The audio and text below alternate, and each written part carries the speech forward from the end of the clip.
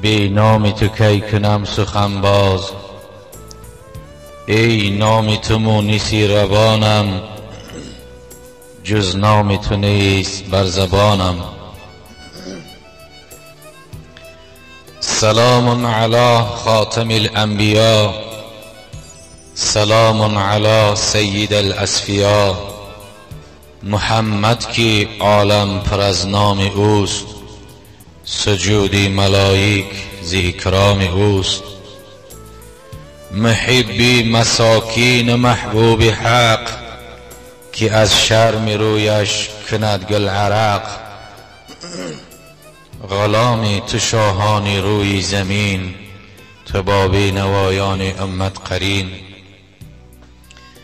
بعد حمد خدا و دعا و درود و رحمت خداوند جل جلاله بر روح پاک رسول اکرم صلی الله علیه و سلم، السلام علیکم محترم پدران و برادران اهل اسلام و اهل ایمان.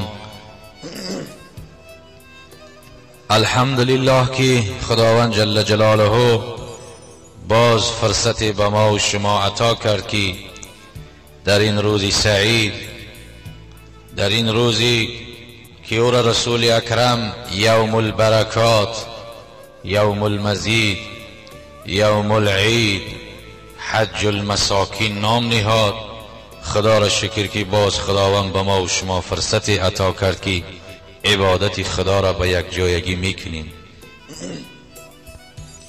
یوم المزید به خاطر گفتن که در روز جمعه هر یک حسناتی که بنده میکند اون مضاعف است.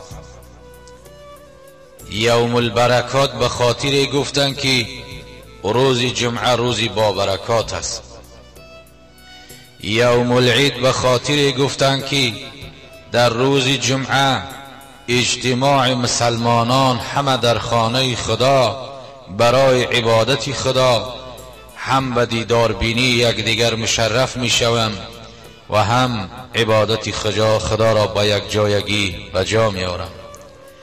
حج المساکین به خاطر گفتن که روز جمعه و نماز جمعه برای مسکین ها به منزله حج است. حتی اکثر مجتهدین گفتن که از حج نافله دیده ثواب نماز جمعه افضلتر و بالاتر است، چون که حج نافله حکمش نفل است و نماز جمعه فرض است. یعنی اون انسان هایی که کم بضاعت هستند، دست نارسا دارند، در روز جمعه وقتی که غسل کردن، بدن پاک کردن، لباس های نمازی و پاک پوشیدن، خوشبویی کردن، قدم زده به خانه خدا به ذکر آمدن و نماز جمعه را خواندن، خطبه را گوش انداختن، امر به معروف و نهی از منکر استماع فرمودن، این هم به منزله حج است. یعنی حج مسکین در روز جمعه هست.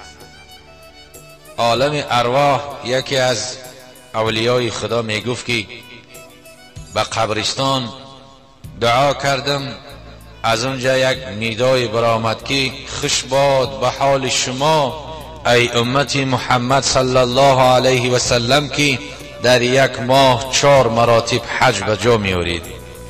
من از خود میگه حیران شدم، تعجب کردم که 4 مراتب حج در یک ماه این چه مضمونی دارد.